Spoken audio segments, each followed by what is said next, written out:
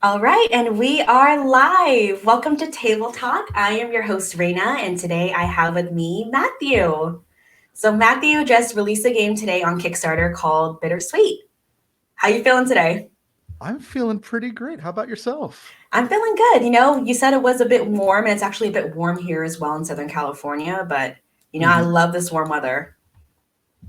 I need to get some more short sleeve shirts. I know I'm out here in a sweater being like, it's so warm, but it's so cool inside my house. It's amazing. So for today, you're just any plans for the rest of the day? You're just chilling now that you launched? It's like every other designer refreshing the Kickstarter page 20,000 times Mm-hmm. within 24 hours to see how that goes. But no, I don't think so. I think it's just kind of hanging out, taking it easy. I just had some awesome dinner, so I'm feeling pretty good and pretty cozy. Nice, nice. So, for those of you who don't know you, why don't you tell us a bit about yourself, kind of how long you've been in the tabletop community and your journey from then to right now? Yeah, I'd love to. So, I got into tabletop probably about 4 years ago, in terms of really investing my time as a designer. And I started with a game called Composition, which is where you take the role of various maestros and you conduct performances. And it's a spelling game, so the performances are the words that you spell. And I was super passionate about word games when I first entered this realm. I played competitive Scrabble. I bought every word game I Oh, could find, and I was like, after I played all these games, like I want to make a word game, and that was sort of the trigger for me to get into game design and what started all of it. And just researching word games and slowly realizing, maybe the tabletop community isn't as passionate about me as about word games, but that's fine. I'm going to do this anyway. And so I just kept hustling, and it was just awesome. And so a lot of the journey has just been since then learning more. I had no idea what to do at first, and up until the first Kickstarter, it was just a lot of big lessons to learn. And even now, I still feel like I'm learning. And since then, I've been very active in online playtesting communities and helping designers learn more, and learning myself still in places like Break My Game, Virtual Playtesting, Seattle Playtesters, mhm, Northwest Playtest, and so on and so forth. So mhm. those are all awesome communities. And for those of you who are getting into design, I can't recommend checking them out enough. Nice, nice. So I did look up composition before we got on this call today, and I have to say I love word games as well. And it's super cool because this is a word game that is very thematic, which I feel like you don't see a lot. And I feel like the theme works really well together. Was that sort of hard to integrate? Did you think of the theme first or want to make a word game first? So I knew I wanted to make a word game first, and I really wasn't sure what the theme was going to be. And eventually, I was talking to different playtesters, and we were talking about the idea of like the composition of a word and like what it is. And so I was like, that's actually a really cool name. And then I had this internal struggle. Wait a second.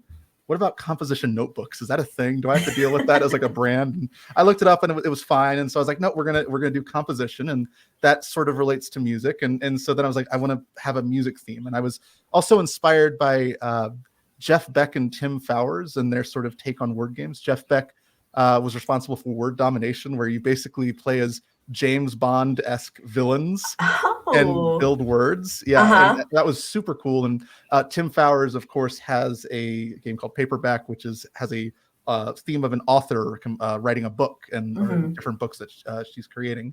And so I just loved thematic word games, and I wanted to make a thematic word game, and I knew going in that's what I wanted to do. And it just became a passion project through all those things.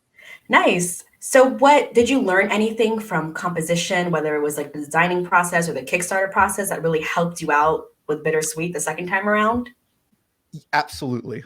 So I will say that there's a couple hard lessons, especially when you're playtesting in public, and that is your how you communicate what a game is. Your introductory pitch, how you present a game, is everything. The first 5 seconds, 2 seconds, 1 second are everything.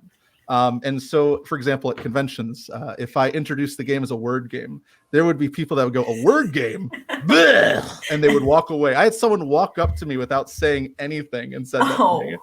And I was like, maybe I need to rework this a little bit. And eventually I started calling it, this is a game where you take the role of a maestro and you conduct Hmm. performances, which are the words that you spell. And so words kind of slivered in at the end of the sentence, and people were like, "Oh, that sounds cool." And then they, were really into it. And then it would always be at the end of the game, someone would say, "I'm not a fan of word games, but I really like this game." And so I was like, Hmm. "Great, that's what I was looking for. I figured out the mystery." And so I would say that, you know, if you're introducing a product or you're doing anything like that, the hardest lesson for me to learn is at the beginning sort of sets the tone for the rest of the experience. Especially if you're hosting the event or you're hosting the experience. And so that's super important. And I've found that even as an independent publisher, or even in playtesting communities, I think a lot of publishers and designers are kind of catching on to this as well. You really want to make sure that even if you're just doing a playtest, you're still kind of in a weird way demoing your game, you're showcasing your game, you're presenting it, and you want folks to give you feedback, but you also, there's like a part of you that's like, I want them to like this. And so you kind of want to bridge the gap between those things. You want it to be palatable enough to get the feedback that you need while also leaving an impression on the playtesters or demoers. Yeah.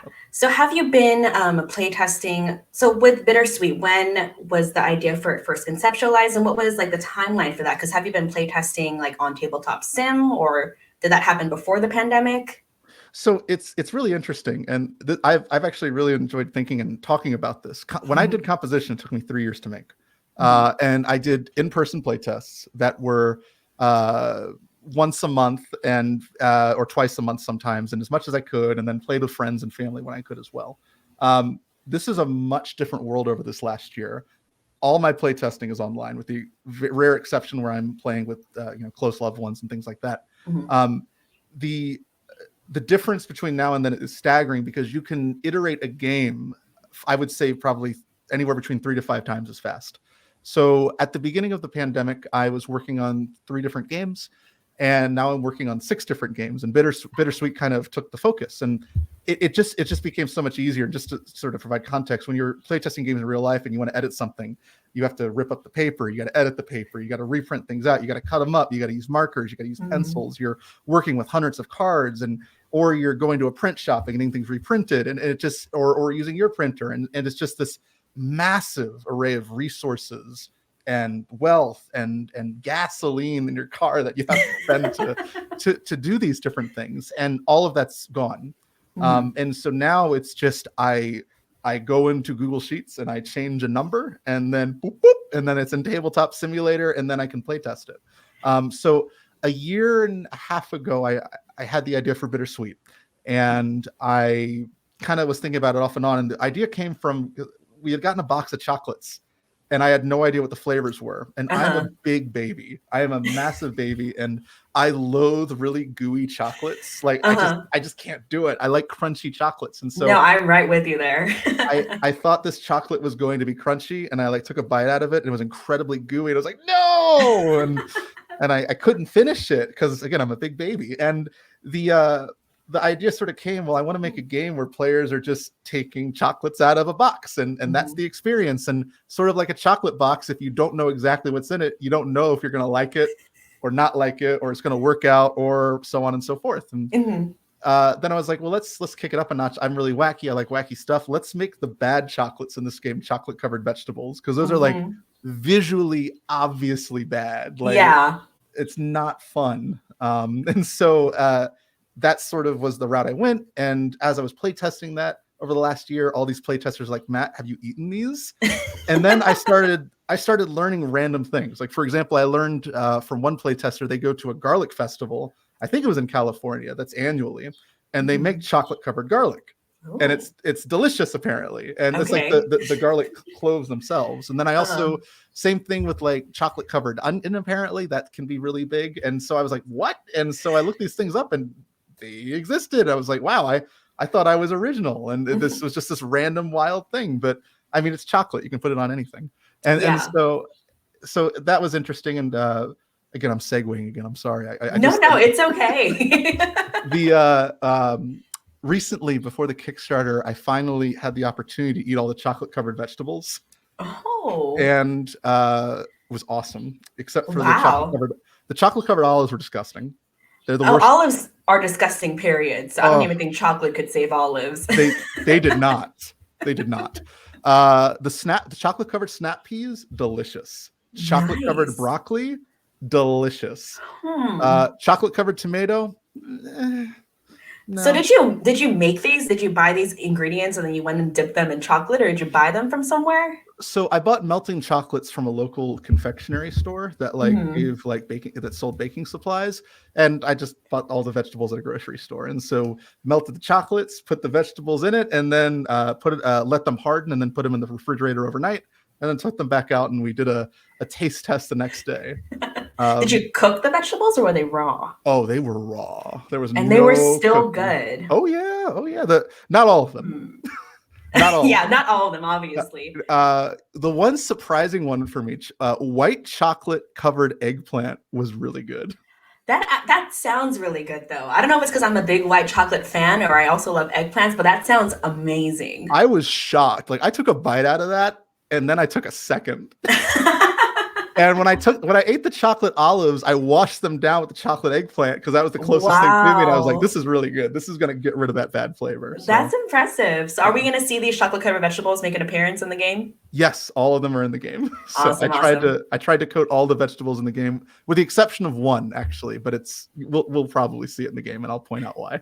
Nice, nice. So with bittersweet and composition, I feel like they are more accessible in terms of like easier on the on the tabletop community to learn and to play. Mhm. Is this something that's important to you? Is there, are you designing heavier games down the road? Uh, I I try to make games as accessible as I can. I like Mhm. making games that are lightweight, and I mostly like lightweight games because they're the design space that I started in, just thinking about games. And for me, in my friend group and in my relationships, one of the things that I've learned very hard about being in the hobby is that sometimes I enjoy medium weight to heavy games, but they're not for everyone, and that's totally okay. But it's a lot easier for me to both introduce and share sort of a lighter game that feels not intimidating, that just feels fun and friendly and inviting. Mhm. And I think that was really important for me to work within, or at least try to work within. Now, Mhm. I will tell you one lesson I learned the hard way from my first game, and again, this is sort of about expectations, is that you really want to not just use a fine tooth comb on your rule book, but have like 80 fine tooth combs on your rule book. Mhm. And that's very, very tough lesson to learn, but I did learn that one for this one. Mhm. And in general, though, I like lightweight games. I like that I can introduce them to almost anyone, and there will be some sort of success. And I especially like it when someone who says, I don't like lightweight games, you can kind of trick them into playing one. And they're like, okay, Uh-huh. I had fun with this. And it's like, Nice. gotcha. That's always so satisfying. Like when you were talking about earlier how with composition you got people to say like I normally don't like word games, but this one I was digging. Hmm. I think that's one of the best compliments you could get. It's an awesome feeling for sure. So on the topic of lightweight games, I actually got this comment last week that said, let me see, I have it here.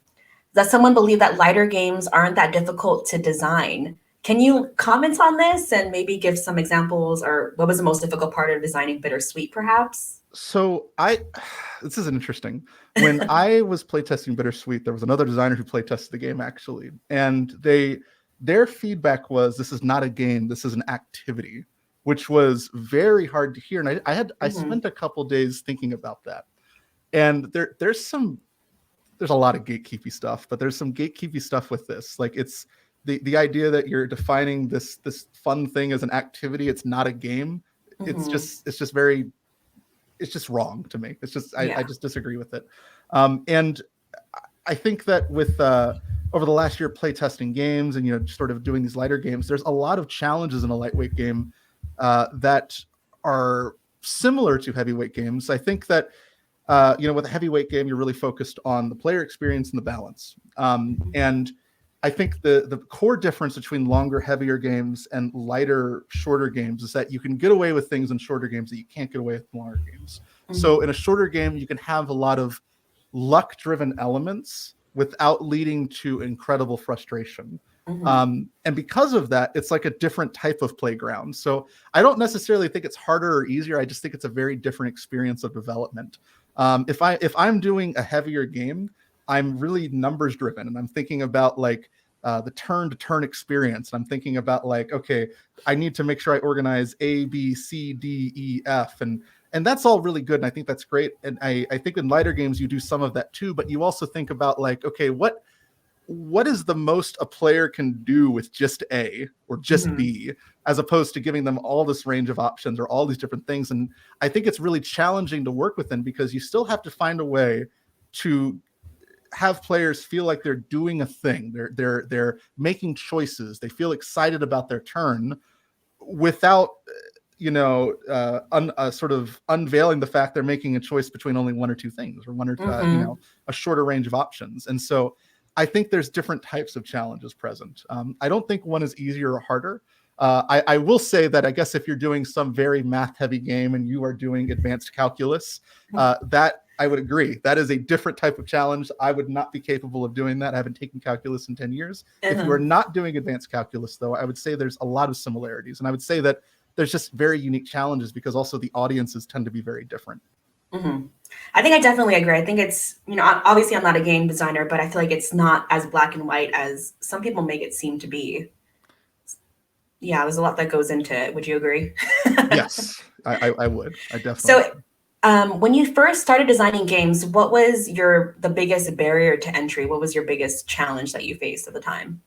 I think there's a through line for a lot of designers, and I had some similar ones. I think that some of the more common ones are, it's hard to know where to start.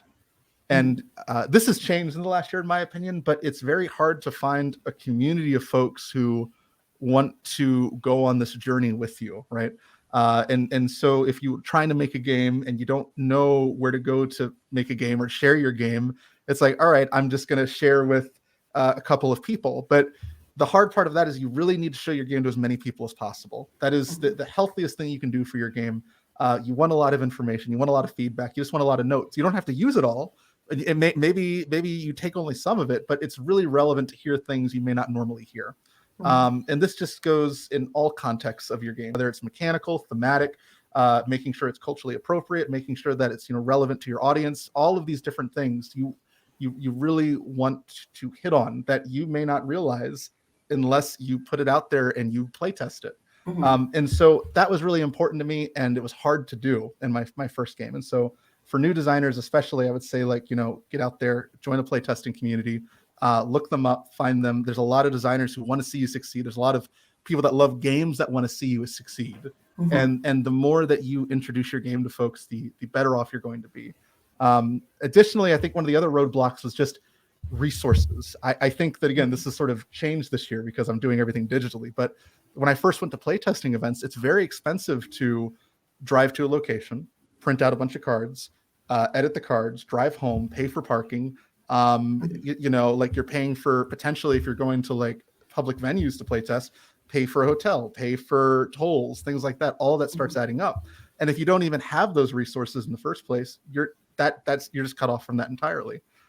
So I think in that sense, the biggest barrier, at least pre-COVID, was money. And I think that still exists, but I think that it's in a different way now. Now, I think you can do a lot more with a computer or even like a $300 laptop. If you have a $300 laptop, you can get Tabletop Simulator or Tabletopia, and you can make a game. And you can use Google Sheets for free. And there's a lot of ways to sort of work around that and have that resource long-term.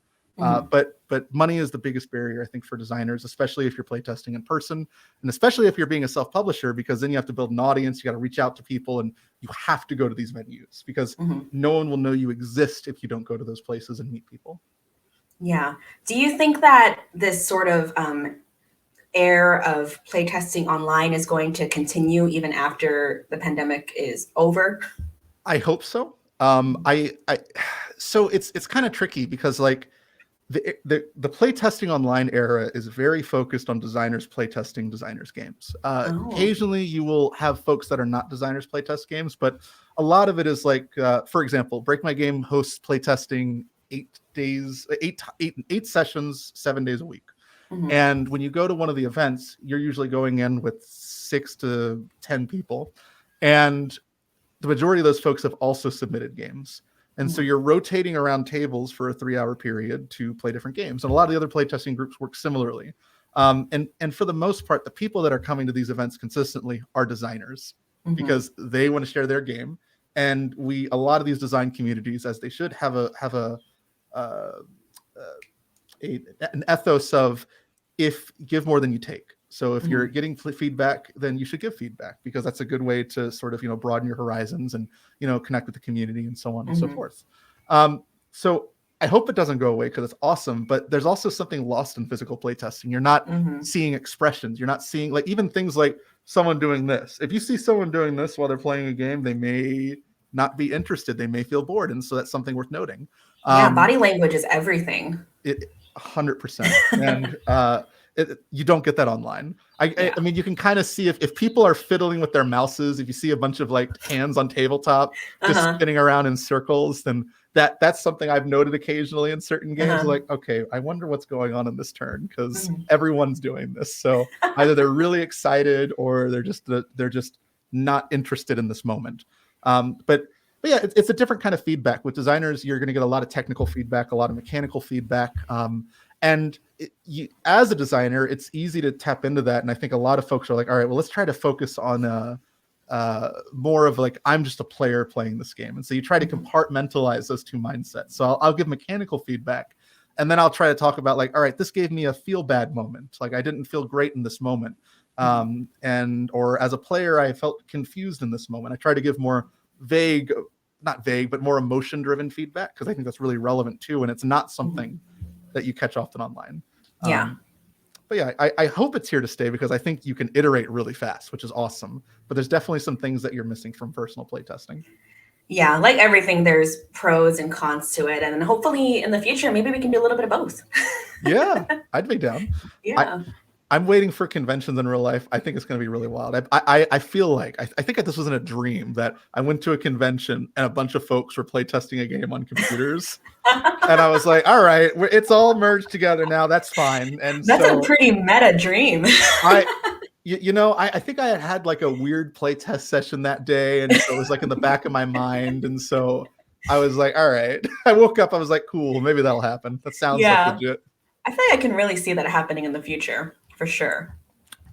I don't see why not. I mean, it'd be, imagine like as a designer, you don't have to print anything. You just bring a computer, you set it up at your booth. When people come, like, oh, there's the game, it's on there. You can just, good luck. It'll be like one of those things where it's like, back in my days, we just play tested at conventions in person. And then now, this generation is all play testing on their computers. If it works, it works, Exactly.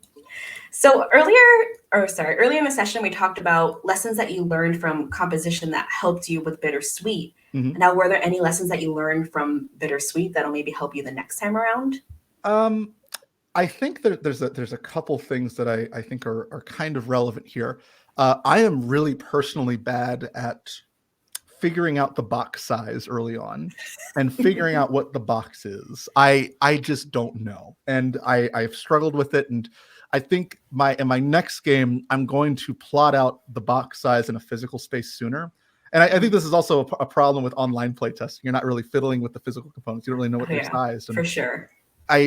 After BitterSweet playtesting was pretty much wrapped up, I was like, wait a second, what is this going to fit into?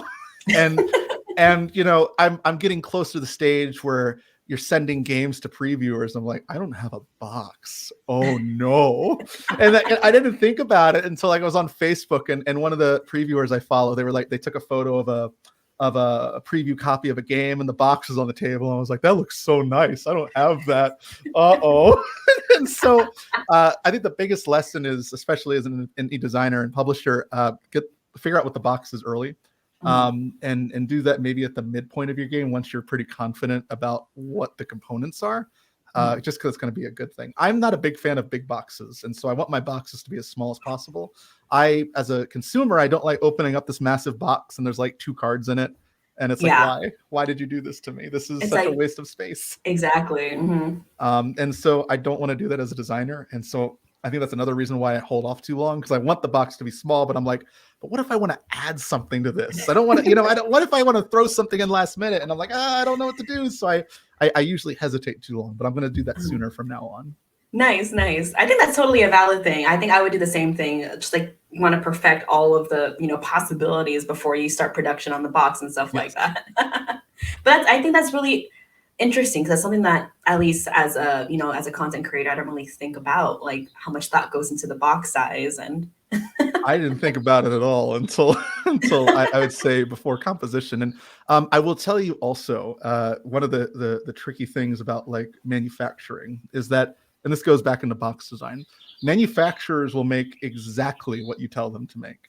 And that is a good and bad thing. Because if you don't know a lot about boxes and like what goes around them, how to form them, they will just send you exactly what you sent. Like I remember for my first like sample copy of composition that I ordered from my manufacturer, I didn't even think about the fact that the cards needed to be like split up and organized and like compartmentalized so they stay where they are. I just assumed that the manufacturer did that. And so I got a box and everything's rustling around and I open it up and it's like everything's just thrown. I was like, oh. And so I asked about it. They're like, yeah, you got to let us know what you want that to be. And yeah, and so I was like, okay, that makes sense. And so because I've read horror stories since where folks were like, they didn't tell the manufacturer, hey, I want this to be like wrapped up. And they would get their games without anything being wrapped up, like in plastic wrap or anything. And so like I said, there's a lot of pros and cons to doing exactly what you say. And that's one of them. If you don't know what to say, you're not going to say it, and then you might get something you don't expect.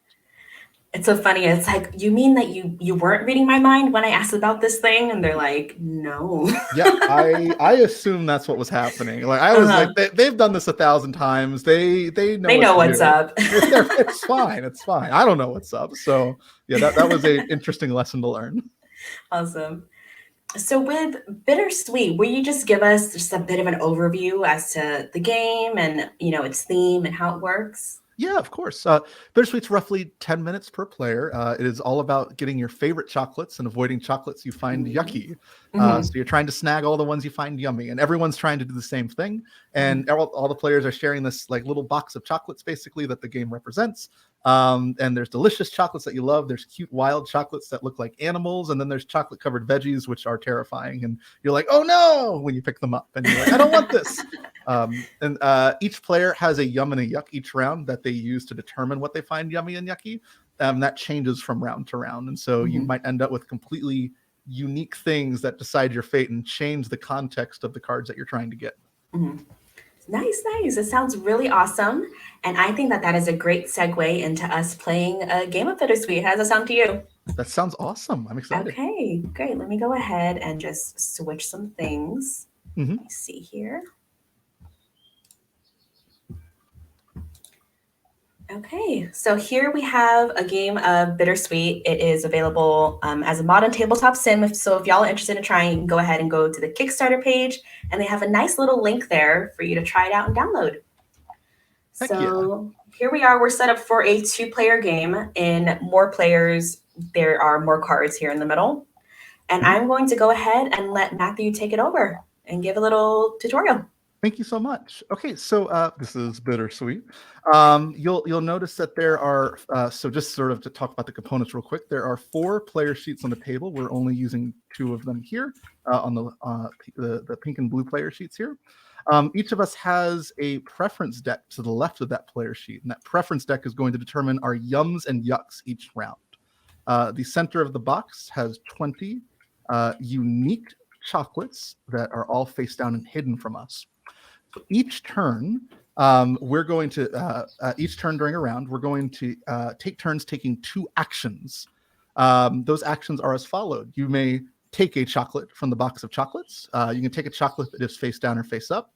You can reveal a chocolate, which means you reveal a chocolate that's face down into a face up position. Or you can return a chocolate, which means if you have a chocolate in your hand, you'll press F to flip it face down, and you'll return it face down. Now, there are some specifics with each of those, so I'll just sort of talk about those real quick. When you take a chocolate from the chocolate box, you can take a chocolate that's face down or face up. It doesn't matter. Once it goes into your hand, nobody else gets to see it but you. It's your hidden information. When you reveal a chocolate, there's several chocolates that have an on-reveal ability. When you flip one of these face up, the on-reveal ability activates. The majority of these are good to awesome.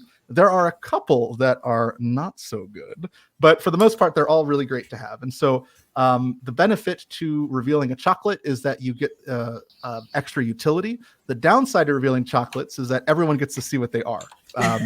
But you also might be revealing a chocolate and not in avoiding picking up something that you would normally want to get. Oh, I forgot to mention, there are with taking chocolates face down. So when you take chocolates face down, it's sort of a push your luck mechanic. You're trying to get as much points as you can, which you need to win a round. So chocolates are worth points. When you just simply take a chocolate, some have an ability called if face down when taken. It'll start with that phrase. If it says that, you have to do what it says if you took it while it's face down, which some of them can be dastardly, especially the vegetables. And then finally, returning a chocolate. When you have a chocolate in your hand, you do return it. You'll put it face down, as aforementioned. When you do this, the chocolates not in play that are off to the side are considered empty wrappers. You take one of those cards and you put it in your play area off to the side. It doesn't count as points. We'll sort of get into what that count works as later. A round ends when one of the following three conditions occurs. A player has taken their available actions and there are no more chocolates in the box, so all the chocolates are gone. A player has taken their available actions and all of the chocolates are revealed, or a player has taken their available actions and both players have two or more of these empty wrappers in front of them. If any of those three conditions occurs, the round ends. So we're playing for the most points, and sort of to talk about what's on a card. Let me try to get. Oh my gosh, they're all vegetables. Wow. Okay, so let's take a look at this card right here. So this card right here. Is worth 2 points based on the number on the top left corner. It is a white creamy chocolate. So every player has a player sheet that sort of tells you what the attributes of each chocolate are. And then finally, we can look at the shape of the chocolate to tell what shape it is. And this is a trapezoid. So white trapezoid chocolate with a creamy texture. Some chocolates are veggies, as we've seen before, and they have this angry looking tomato at the bottom. And some chocolates are wild, which are these cute little chocolate animals, and they have a lot of unique bonuses that come, and so it's always good to get them. There's one wild that's a little weird. We'll see if that one comes up. And so, yeah, that's pretty much it. After a round ends, we add up all of our points, and we see who has the most. Oh, Yum and Yuck, I forgot. Each player will set up a Yum and Yuck. They'll put that on the bottom of their player sheet. So in this example, these would normally be face down. In this example, I'm having them face up so everyone can see. I have a milk attribute under my yum and a pyramid attribute under my yuck. So I find milk chocolates yummy, and I just really don't like the shape of pyramids. So I just don't like pyramid shapes. You'll also notice that the points on these are a little bit unique. So each attribute grouping has a different way of calculating points. So I get points out of milk chocolates by having 2 or more, and I lose points out of pyramids by having 1 or more. This is based on how common each attribute is. So the less common an attribute is in the game, the faster you get points off of it, but the less total points you get at its cap. And the more chocolates you have, the opposite is true. Nice. And then does a game consist of just one round? Oh, great question. So a game plays until a player has won 2 rounds. When you win a round, you flip your player sheet over to the other side. Boom, boom. And if you win one more round, you win the game. Okay, nice. Matthew, I have Amanda Panda in the chat right now that says, "Be careful, Raina. Matthew is a shark." Amanda is not wrong. I'm a chocolate shark. I should have put a chocolate shark in this game. That would have been fun. You should have like a little like I don't know, maybe it can be like a little stretch goal or something. That would be amazing. I'm gonna add chocolate shark to the Kickstarter. All right. So does this game have a special little first player determinator? No, I don't. Oh, well, I guess technically, I'm sorry. I was thinking token in my mind. I was like, no, I don't have a token.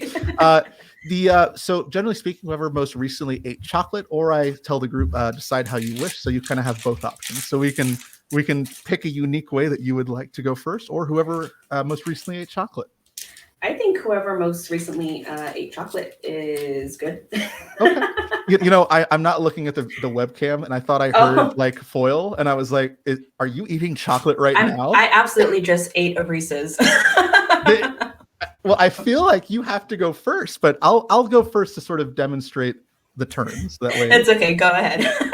I want Reese's now. Oh, go ahead and shuffle up your preference deck to the left of your player sheet, and then lay out a card face down under your yum and a card face down under your yuck. And you're allowed to, you can peek at those. I just learned today how to peek in Tabletop Sim. Oh, it's amazing. I didn't know how to do that until like 6 months ago. I was like, what? That's awesome. So that's useful because I'm always scared about like revealing my secret objective cards. I totally get that. Okay, so I'll go first, and I'm going to reveal a chocolate. I already. Oh my gosh! There's the weirdo. Wow. What are the odds? It's the artichoke, and it's a wild with a question mark. And it is a horse. This chalk count towards. Sorry, I'm just reading it because I'm trying to understand it. This chalk counts towards yuck when scoring. If you have any veggies, this chalk counts towards yum instead. Interesting. Mm-hmm. He looks a bit wacky there. He is very wacky. I think it's the googly eyes that really do it. Oh, it's the googly eyes for sure. I don't want that yet. So I want to reveal another chocolate. I am glad with that. Okay. Chocolate covered garlic. Nice. Let's see. So I've taken my action, so your go. Okay. I'd like to live on the edge, so I'm just going to take a card. Ooh. I will take this one into my hand. I forget how to. There you go. Awesome tip, by the way. I didn't know this until recently too. If you hover over an object and you press the number, it just instantly goes into your hand. If you press a number, like any number? Well, if you press a number over an object, it gives you that much number of that object. But if you press the number 1 over this, for example, it just shoots it into your hand like lightning. Okay, that's really cool. Let's try it again. Okay, I'm gonna try your little trick. Oh, that's cool. Oh, it just went flying. How did that happen? I don't know. Oh my goodness, don't look. I got you. Okay, there you go. Amanda says, I feel the game should come in chocolate. I think so too. It would be so melted by the time people. I mean, if everyone's cool with melty chocolate, that's fine. All right, I will reveal a chocolate. This says on reveal, I may take any chalk. If I do, I may return a chalk. Oh. So abilities do not eat up actions. So I'm going to use the ability to take a chocolate. Did I want this? Yeah, this is fine, I guess. And then I will take this chocolate as my action. And I end my turn. I need to just remind myself of what my yums and yucks are. Ooh, that's not good. I have forgotten them many times, and I designed this game.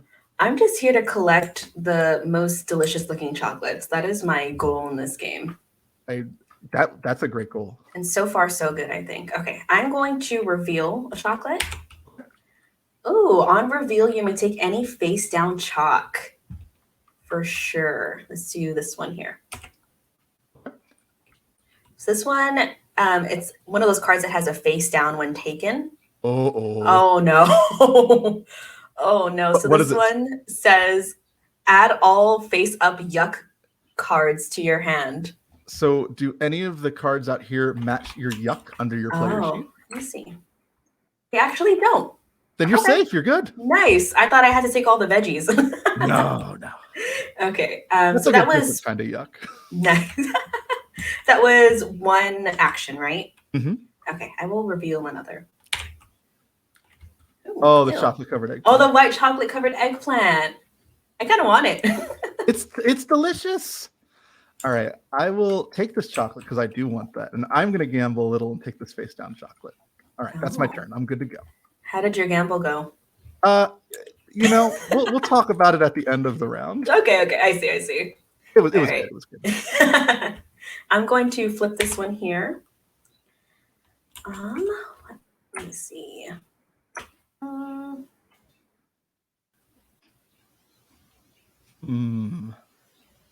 Okay, I am going to flip over this one. On reveal, return one yum chalk to the box. Ooh, I don't have any yum cards. Out of all the 3 in my hand, none of them are for my yums. Oh no! Yeah, it's not going good so far. We'll see how it goes. Yeah, we'll see. There's some chocolates left. All right, I'm going to return a chocolate. I'm going to put it face down, and I take an empty wrapper for doing it. And now I'm going to reveal that chocolate. What? And it says, on reveal, you may look at 2 chalks without revealing. If you do, take one. I see what you did there. I see All right. what you did. I'm going to look at this, and I'm going to look at this. And I'm going to take this one. Wow. And that's my turn. Have you designed this game or something? You know, maybe. All right, let's see. Let's flip over this one. On reveal, flip over all other face-up chalks in the box. Oh, interesting. Okay. Help with that. And you know what? Yeah, for my next turn, I'm going to flip this boy over. Oh! I hit you with that reverse Uno card. Oh my gosh. Okay, let me go ahead and peek at these. I don't know why I peeked at that one. That was one that was revealed. But I'm going to take this one. Okay. And that was one action, so I will go ahead and flip this one over. And that is it. Okay. I forgot where everything was. I'm going to flip this. Oh my gosh. On reveal, return 1 yum chop to the box. All right. I'm going to return this chalk. I'm going to have my empty wrapper. And I'm going to take that chocolate right back. So it ate up an action, unfortunately, but I needed that chalk. So that's my turn. Yeah. All right. I will flip this one over. Mm-hmm. On reveal, you may take any face-up chalk. If you do, you may return one. Oh, and just, I don't know if I clarified this, but even if you don't find the chocolate yucky or yummy, the number on the chocolate still earns you points. Okay, cool. Makes sense. Do I want to return anything?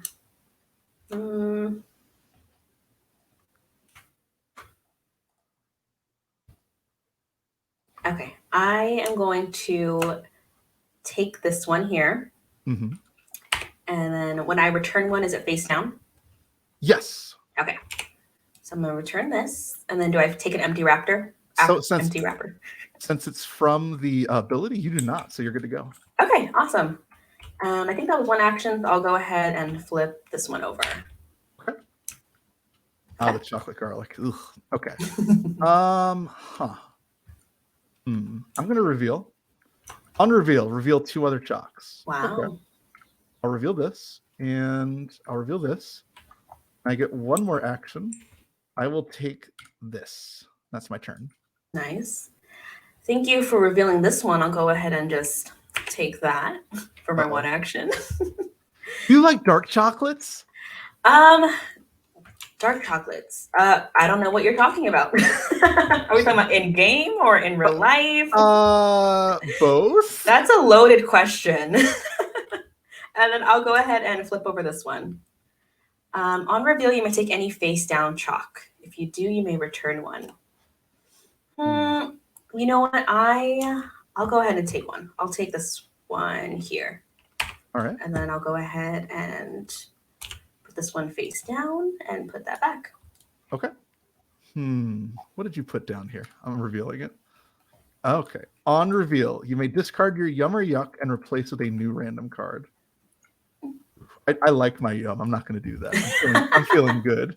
Nice. I'm going to take chocolate here, and that's my turn.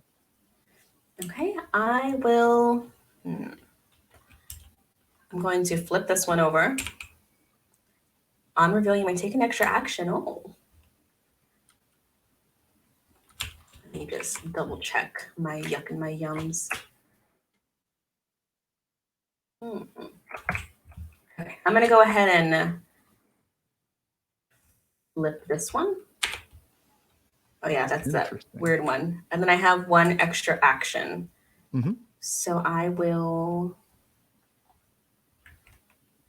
I'll take this one. Excellent. All right. That will end the round. So I'll flip those. I'll move those back off to the side. So now we'll reveal our yum and yucks, and we will lay out all of our preference cards. And they will probably turn into a weird single stack because Tabletop Simulator is silly. And then we add up our points. Awesome. Let's see here. You got a wild? Where was that? It was one of my face down ones that I took. I pushed my luck and it paid off. Oh, I'm jealous. It's fine. It's fine. It's no big deal. Whatever. It's fine. You know, it's just fine. your own game, but it's fine. All right, what do you have here? Okay, so I'm going to add up my points. So I'm going to add up my numbers first. So I have 2, 3, 4, 5, 6, 7, 8. This is 3 or more if I 1 or 3, and 3 if I have more solid chocolates and creamy, and I have no creamy. So I have 11, and then 3 if you have no clusters. So I have 14 points number wise. Nice. My yum was solid, and I have 6 solids. Oh my goodness. And so I am feeling pretty good here. So I have 24 points. 24. I'll write with my very not great handwriting on the table. And then your yuck was clusters, which you have none of. 0 clusters. Must be nice. It was very nice. Okay, so I'm gonna go ahead and count up just my straight up points. I have 6 up here in the top row, 7, 8, 9, 10, 11, 12, 13, I think. Yes. And then, okay, let me just go ahead and write that down because 13. And then here, my yum, as you correctly guessed, was dark chocolate. And I have, this one is a wild. I'm not sure what I want it to be. I'll have it be a dark chocolate, right? Yeah, I think that makes the most sense here. Yeah, sure. So that would be 1, 2, 3 dark chocolates. That'll be 6 points. Boom. And then no solid chocolates, which is cool because you got all them. I took all of them. So I have 29, no, not 29, 19? 19 total. Yes, 19 total. I can math. Nice. But I do take the round because I'm the designer and I cheated. Yeah, that's absolutely why you won. You know, I was in a playtest once and I was accused of that in my game. And I was like, what? No. It's like, no, I don't want to cheat in my own game. Like, I'm good. Oh my gosh, that was something. So yeah, all right, that was the first round. I win the round. I took the win with my solid chocolate yums, and so now I'm going to shuffle all of our chocolates back together. Awesome. We're going to discard our yum and yuck, and we'll put those face up to the right of our player sheet, and we're going to get a new yum and yuck. And same thing as before, they're going to be face down. We get to peek and see what they are. All right. My yuck is really scary. We'll see how that goes. I'm not excited about that. All right. So like there's like I'll tell you straight up. I have a texture as my yuck, and I like they're cool because you can take at least 2 chocolates before you get negative points off of them if they're your yuck. But I still don't like having them because textures are the more common chocolates in the game. So I'm like, oh no. All right, let's see here. And last up. I'm very slow at this. I apologize. It's okay. All right. Boom. Okay. Now, since I won the last round, you do start this round. So you'll start. Awesome. All right. We'll go ahead and flip over this corner here. Ooh, on reveal, you may take an extra action. Nice. I will reveal this one.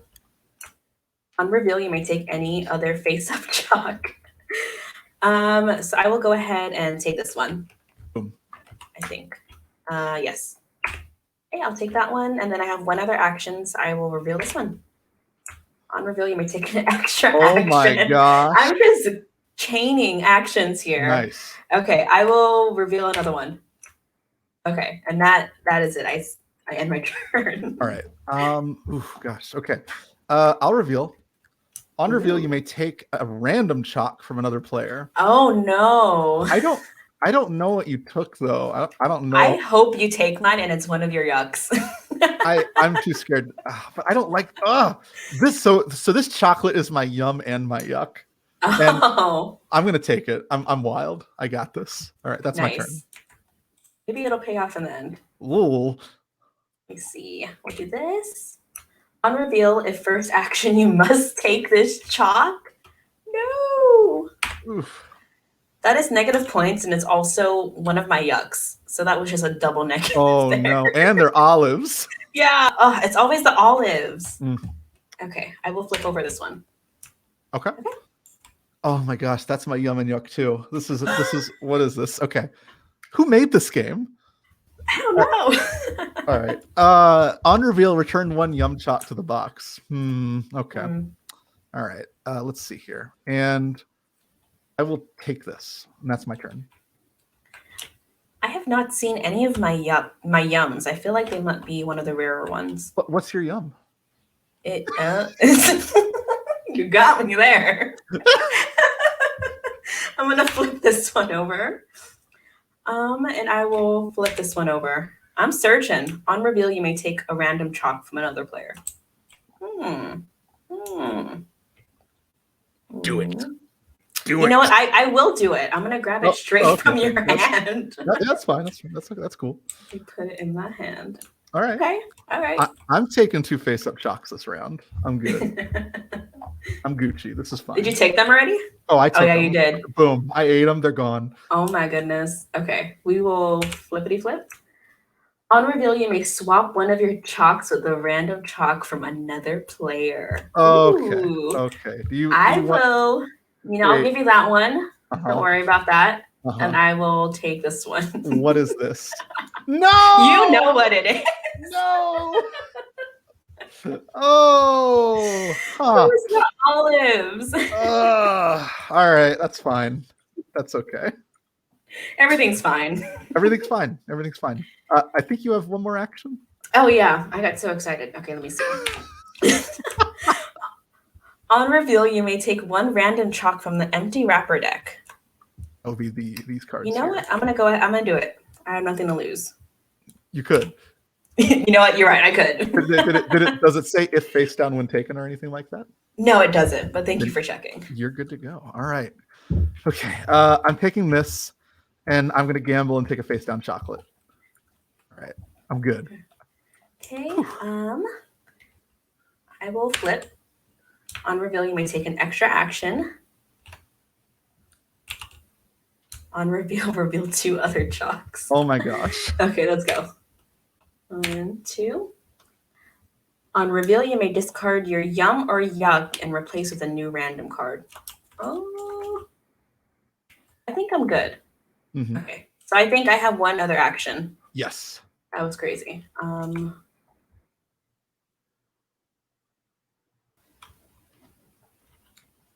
I'm gonna take this one. All right.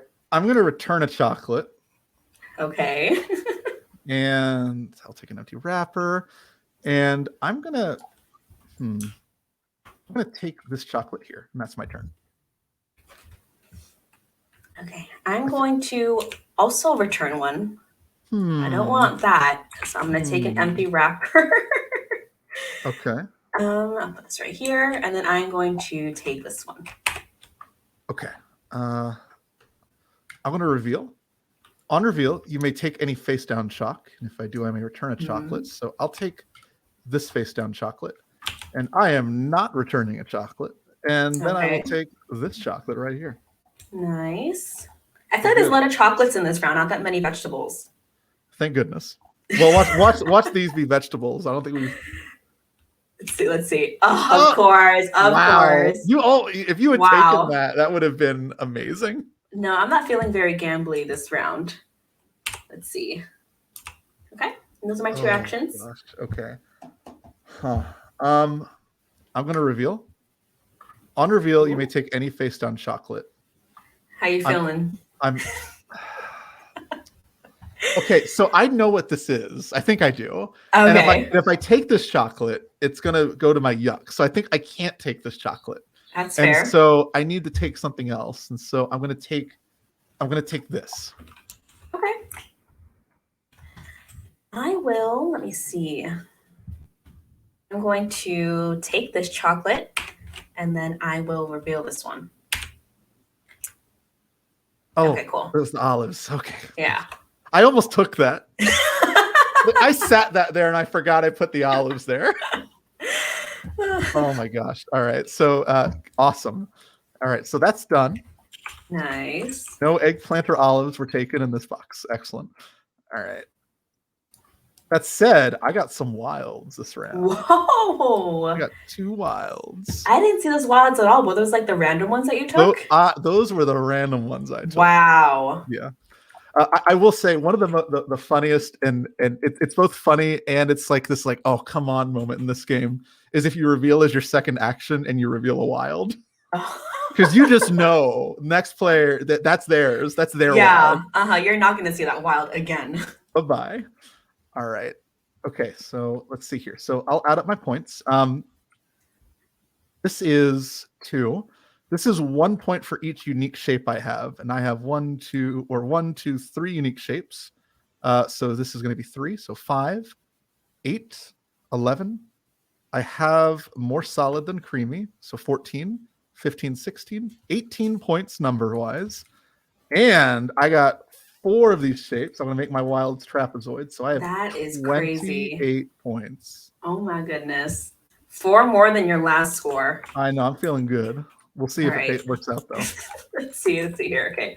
So I have 2, 3, 5, 6, 8, and 9, because 3 if I have no empty wrappers, but I do have 1. Mm-hmm. Okay. So I got to write this to the side so I don't forget. And then we reveal my yum and my yuck. My yum word sphere. So it's funny because I forgot that for the shapes, they're not in the legend here on the left. So I'm like, I don't see any spheres. And then I realized like, oh no, it's the shape of the chocolate. Yep. And that's when I started grabbing all the spheres. So 3 of them was 7 points. And then for the crimson, I only have 1, which I don't think counts, right? Because I have to have 2. Exactly. Okay. So I have a whopping 9 plus 7, 16 points. Oh, I'm sorry. I don't know. I think I gave you a run for your money there with your 20. You know, I gambled on the wilds. I almost took all of the vegetables again. I almost picked up my olives again too. Oh my goodness. But, oh gosh, that's so good game. I will say I have some experience in the game, which helps.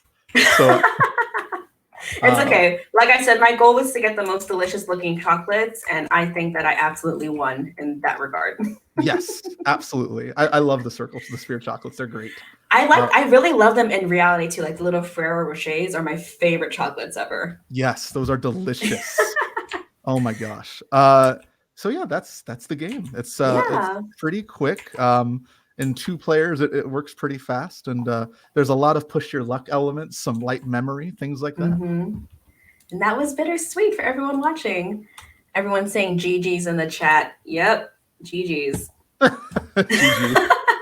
That's amazing. Go ahead and just switch here. All right. Well, thank you so much, Matthew, for joining me today and letting me learn your game and go ahead and put on display for everyone. Yeah, I had a blast. Thank you so much for having me today. Yeah. So if anyone in the chat or anyone who's watching is interested in learning more about BitterSweet, they are live on Kickstarter right now. So go ahead and check them out there and see what they have to offer and see if you want to pledge. When is your campaign? How long is it running until? It is running 30 days. So I think, nice. Oh my gosh, I don't know the specific day. Starting April 27th. I feel like that's going to be like May 25th, I think. Okay. I think that's the official. Sounds good. End. So y'all have a lot of time to go ahead and check it out and play it out and go ahead and decide if you want to pledge. Yes, absolutely. All right. So thank you everyone for tuning in. And yeah, any last words for you, Matthew? Just have fun. Play games, have fun, and enjoy your time when you can. And just have a good one. Play games, have fun. See y'all, everyone. Have a good one.